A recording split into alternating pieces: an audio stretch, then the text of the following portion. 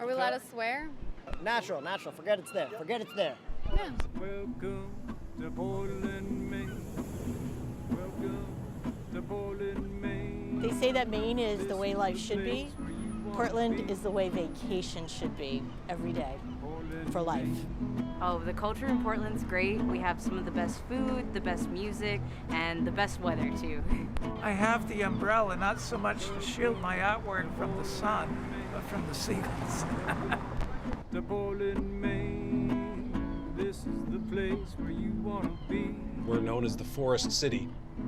We don't have quite as many trees as we used to when that name came up, for sure, but we take real pride in green space, making sure that our streets are lined with trees to sort of give that flavor. We have really nice parks, and it has a thriving art scene. It has affordable housing, luxury housing, and it has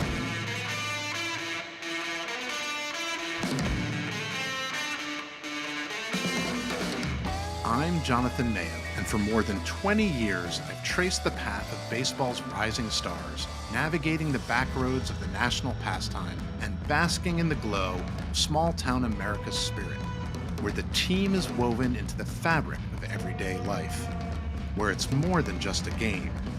It's a celebration of the people, their traditions, and the culture that give these places their soul. This is Grassroots.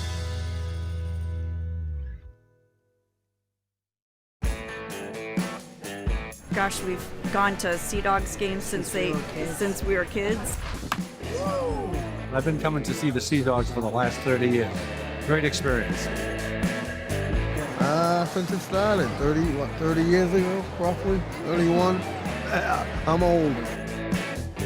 For more than 3 decades, Sea Dogs baseball has given Mainers a front row seat to future Major League stars, from Marlins standouts Charles Johnson and Livan Hernandez, to beloved Red Sox like Dustin Pedroia, John Lester, and Mookie Betts. But the team's magic doesn't only happen between the lines, it's found behind the scenes, with the people who have been part of the Sea Dogs family since day one. Our staff's tremendous. We've got 2 folks that have been here since our original season in 1994. Wicked good. Say what up to Elliot, y'all! We've got several of the folks that have been here since the late 90s and early 2000s, so we all work well together. We all buy into the same vision that we have as an organization for impacting the community, having fans have a great time. So it's fun to come to work every day with everybody. I'm sure you're the only minor league general manager who says that about his staff. We've always wanted to be more than just a baseball team. We want to be strong, active, contributing members of the community. And I think that effort is seen by the people and the fans, and they want to support that effort. Hello, everybody, and welcome into a sunny Portland, Maine. I am so unbelievably proud to work for the Sea Dogs. So anytime I see Sea Dogs merchandise in the wild, I will go out of my way to kind of say hello. And when I was on maternity leave, I was getting messages and emails from all these fans saying, we don't want to bother you, we know you're busy home with Lucy, but we can't wait for you to come back, and keeping me up to date with what the team was doing. It just has immediately felt like a family of Sea Dogs fans. All right. Hello, I'm Dora, and Portland is my hometown. Everyone wants to come to Portland, Maine. It's a wonderful city. You should come and visit. That was bad. Okay. I'm gonna go first. I'm Courtney. This is my hometown. This is my city. I'm Peter, and I'm from Portland, Maine. You're making this sound so lame. No one wants to come to Maine if they listen to you. I'm sorry. A minor league baseball team is a major part of their community, a symbol of pride for the city they represent. The Portland Sea Dogs have anchored generations of fans through shared memories and experiences, adding to a foundation built upon a salt-swept heritage.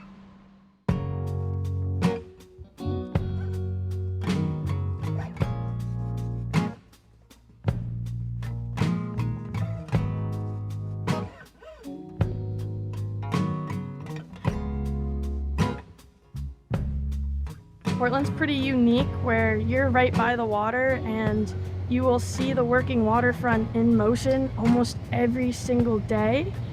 And it's not just all tourist boats and all cruise boats. You will see the people who work and make a living on the water.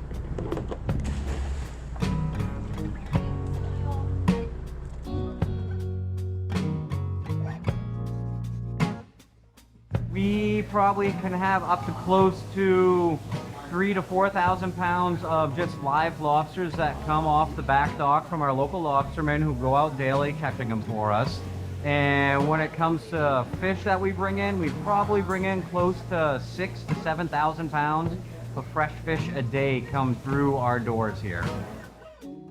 It's a lot of hard work, but if you have dedication, you can do it. It's very tight-knit. It's very loving. There's a lot of really good people that work down here, and it's very big on seafood.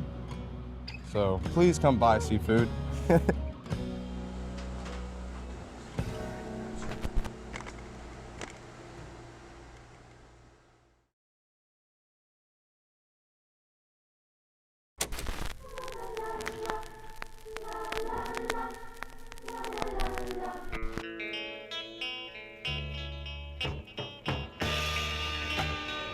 I've grown up here my entire life, and just seeing the food scene here pop up, it's incredible and amazing. There's so many great places around here. Bon Appetit magazine named us the best food city in 2018, and the people here are wonderful, the staffs, the restaurant, just everyone's friendly.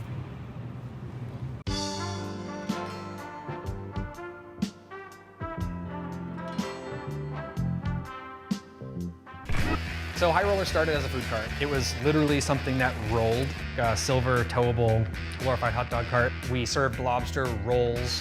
Lobster is kind of a fancier food item, so High Roller. Skip class and shuck bags, never was best at attendance, but a brioche lobster, nest on the bed of the lettuce. I grew up going to Sea Dogs games. My grandfather was an usher from their very first year in 1994 up until he died in 2009. So I grew up sitting on the left field line and eating Sea Dog biscuits, eating red hot dogs. It's wild to be here and see people coming from all over the country to eat the food here in Portland. The flavors don't get fresher than Portland, Maine.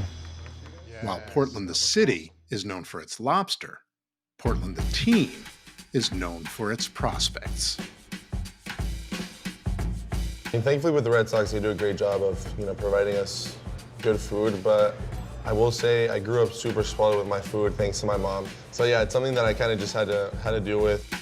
You've had a good amount of time in Portland, not only to experience the food, but just like get a sense of what this town is like. From your vantage point, what makes this place unique? Sometimes even take it for granted that we're here just because how awesome it is. You don't want to be in some place for too long, but if you're gonna be kind of in a place for a year, this is definitely the place to be. Literally, if I walk out, you'll probably see 10 Portland hats or Sea Dogs hats in 2 minutes. So it feels like the whole city loves the Sea Dogs, and obviously the end goal is to be a big leaguer and win World Series. But I'm here, I'm where my feet are, and I'm gonna do everything I can to get better. And while I do so, I'm gonna have fun and be in a great city as well.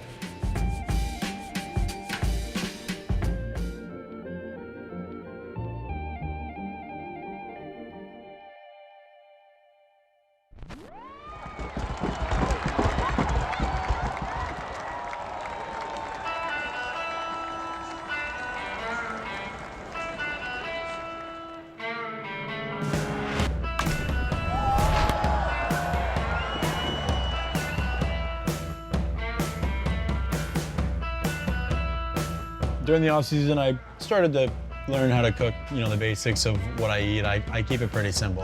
And me and Marcelo at the beginning of the year were like, all right, we're gonna cook, and we're gonna get up in the morning and we're gonna make breakfast. And we tried it once, and Marcelo completely burnt the bacon, and we just screwed it up, and the smoke detector was going off, and we're like, all right, you know what?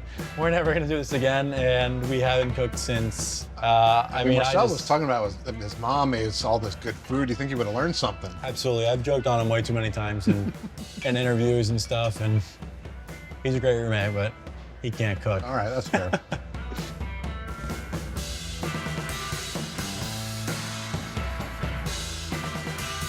I think sometimes it gets kind of lost between, people are always constantly asking about, Marcelo and Teal and myself, and I always tell them, like, our whole Portland clubhouse is so close, not just the three of us, that we're constantly doing stuff together, like we're constantly eating together, doing things together. Like we don't all live together, but we pretty much live together. I think coming into spring training, it was huge, just meeting all the guys and seeing how close everyone was. And as I jumped to different levels, like it was a bunch of familiar faces who I was already close with. And I think that is something that helped the transitioning a whole lot. Whether they were 10 years older than me or my age or whatever it was, that was super helpful. And it's awesome when you take the field with a group of guys who, you're constantly hanging out with and you love to be around. It just kind of slows the game down and makes it a whole lot easier. I think there is something to be said about, being where you are and enjoying Portland, right? Like we, have such a great spot. It's a great time during the summer. Yeah, it's nice to set goals and to say, hey, I want to be here at a certain time, or I want to be in the big leagues by this age. But I think people forget to, kind of just relax for a little bit and enjoy what you have and enjoy Portland, Maine, because, I've never been here in the 20 years of my life. I've never been to Maine, so who knows if I'll come back. So that's the way I look at it. I like to, enjoy it, while I'm here for however long that is.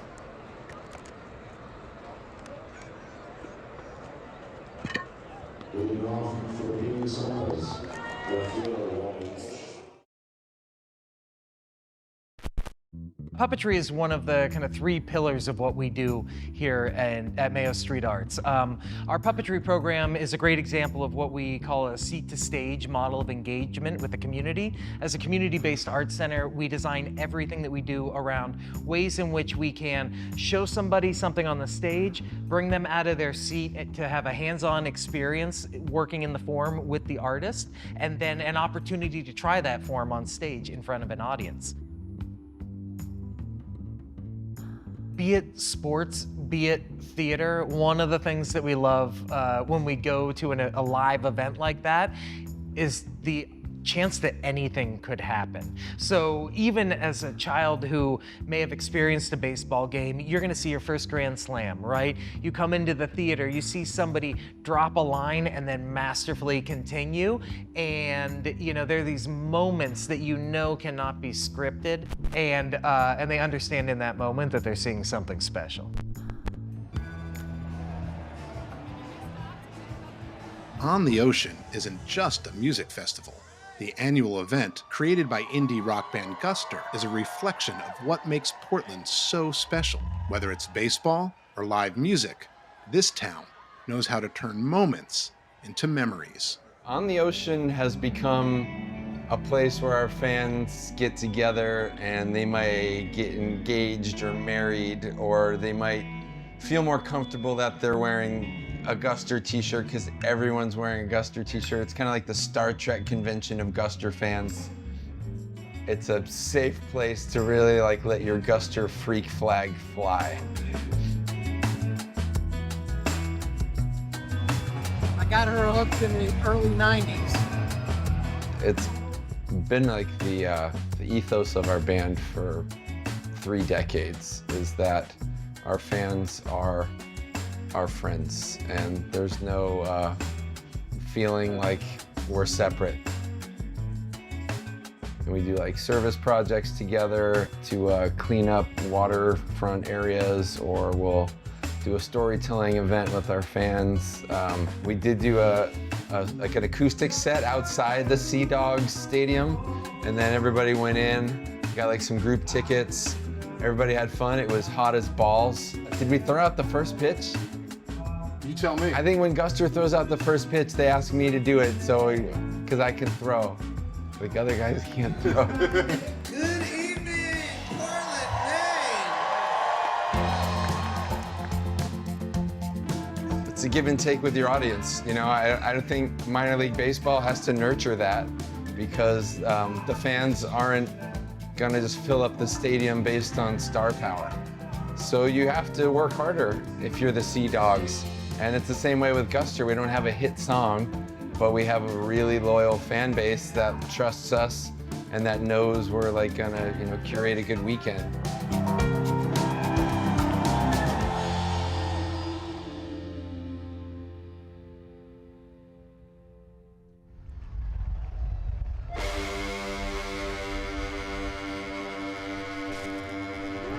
sea who? Sea dog. A sea dog. It could also be a mythical creature. I'm not 100% sure. A sea dog is a hard worker. They have to climb up on the ice. They have to fight for what they want. They're Also, fighters. it's a seal. It's a seal, and they act like dogs. Seals act like dogs. Every minor league team aims to entertain fans of all ages. I remember when my daughter was 8 years old, she ran the bases against Slugger, won a case of Coca-Cola. Now my daughter's almost 40 years old.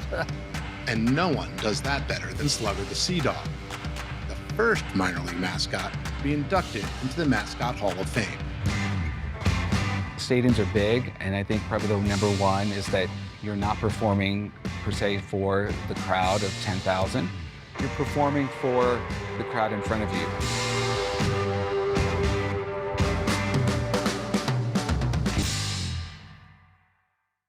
I think part of it is that personal interaction as the mascot is walking through the crowd, making that connection with that kid, with that family, with that small group that might be there. It's just this, it's just this weird feeling, because when you're working and you're seeing that, you finish the day, finish the shift and go, that was a good day, because we just made a lot of kids happy.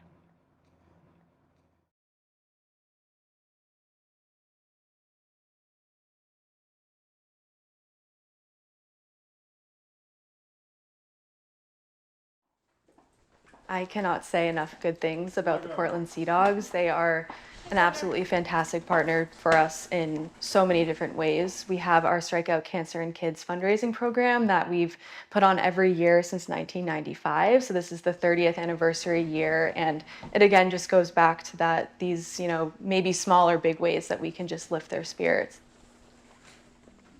When he comes in, it's just like, you know, everything lights up. He's so warm and fuzzy, and he makes them feel like they're the only ones in that room. And just for like those few seconds of forgetting all the pains and the IVs and everything else going on, and just like to feel important and just like the center of attention in that moment.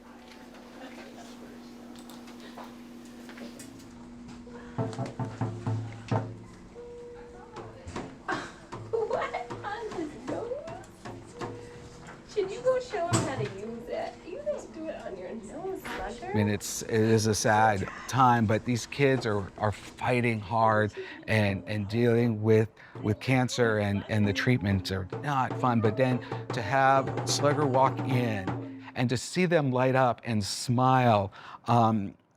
There was one particular one where the kid reached out, he shook Slugger's hand, and he said, you know, I think you want to, he goes, I'm gonna be a baseball player. And he didn't want to be Slugger, but he wanted to be a baseball player. But it was just having that connection and seeing them, you know, those are probably the memories that have stuck with me over the years. As someone that was born and raised in Maine, I wasn't always aware that this program was here. And since becoming involved about 5 years ago, when I started with Maine Children's Cancer Program, I feel even prouder than I've ever been to be a Mainer, to see all these organizations like the Portland Sea Dogs that I grew up going to their games, and maybe I wasn't aware of the incredible work that they were doing behind the scenes. But every day it's just a reminder of this wonderful, beautiful state that I'm lucky enough to live in. Bye, Slugger. You want a huggy? You don't have to. Found it. Oh, me give Slugger a huggy. Oh, Slugger. You can get one. That's okay.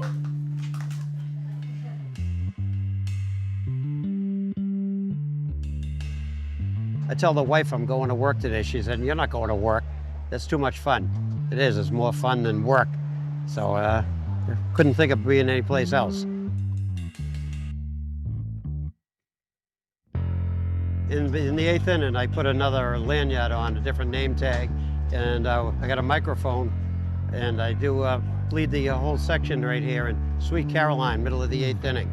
And I have another hat I put on, a show hat. So people get a kick out of the hat I put on. It's like a sun visor with fake hair, because I don't have any hair, or really I'm bald.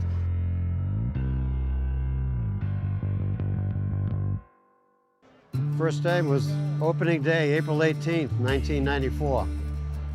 This will be 31 years here, and I had 7 years in Boston. Everybody here is just bends over backwards to help people out. And it's just a nice group of people, and wish the world was like it is right here at the ballpark. Just take the head off. So good, so good, so good. You know, they have statues out front, a family there in bronze. So I tell people, when I die, I'm not going to be embalmed. I'm going to be bronze, but I'm going to have my microphone in one hand, and I'm going to have an umbrella in the other hand, because I don't want any birds sitting on my head out there. So I got to have an umbrella over me. Yeah.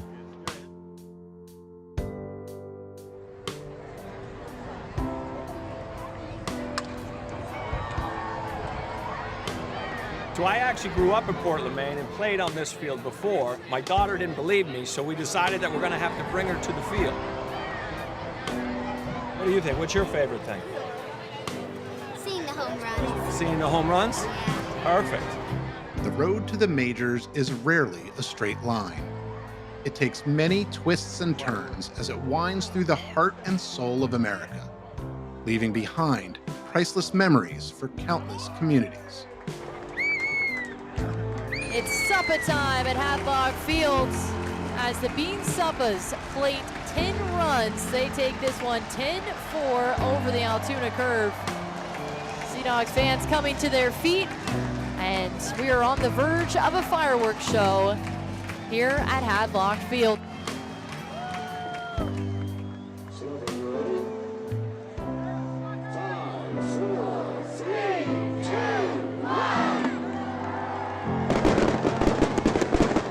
While the final destination may be uncertain, the journey is worth every step.